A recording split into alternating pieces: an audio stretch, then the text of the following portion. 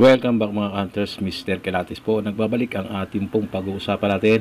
Ang aking pong ituturo sa inyo ngayon ay ito pong varieties or variation sa 5 piso year 2000, no? Taong 2000. Meron po tayong 5 pirasong year 2000. Pero ang isa po dito ay naiiba, no? Pareho lang dito yung taon.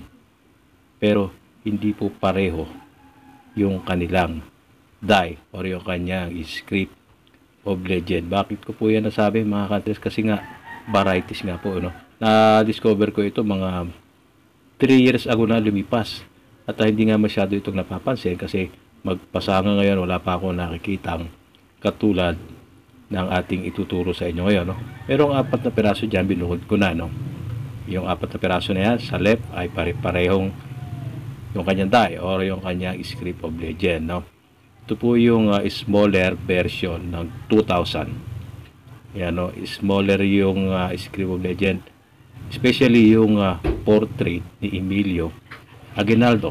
Pare-pare yung 4 niya pero pinukod ko yung isa para i-compare mamaya, no? At ito namang isang ito yung sinasabi ko na iba, no? Yung nasa kanan na yan. So left and right magkaiba, pareho ng taon pero hindi pareho ng script of legend niya. O sabihin na natin yung portrait ni Emilio Aguinaldo. Ito po yung 2000.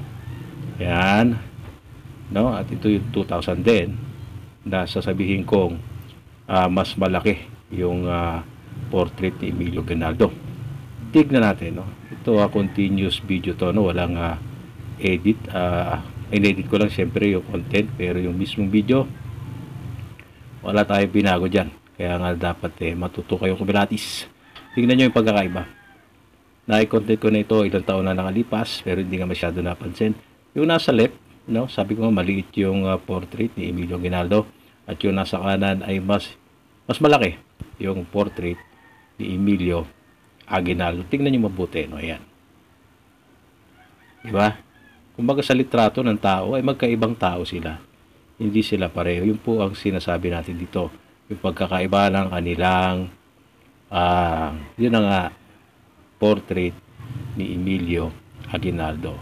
Kaya nagaganon kasi magkaiba na po ng dayang ginamit dyan mga ka-hunters. Kaya nagkaiba sila. Yan po pumapasok yung mga salitang varieties or various or variation. So itong nasa kanan natin 5 to, no? So isa siya, nag-iisa.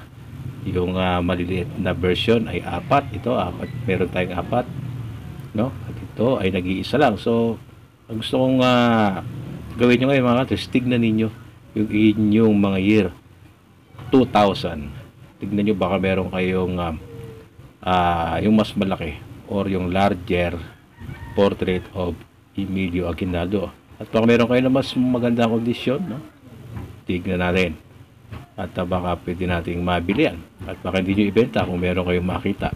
Dahil baka nga hard to find na talaga itong 2001, 2000 na mas malaki yung portrait ni Emilio Aguinaldo. Ito siya. Hindi na masyadong kagandahan. No? Itong mga 2000 ay semi-hard to find.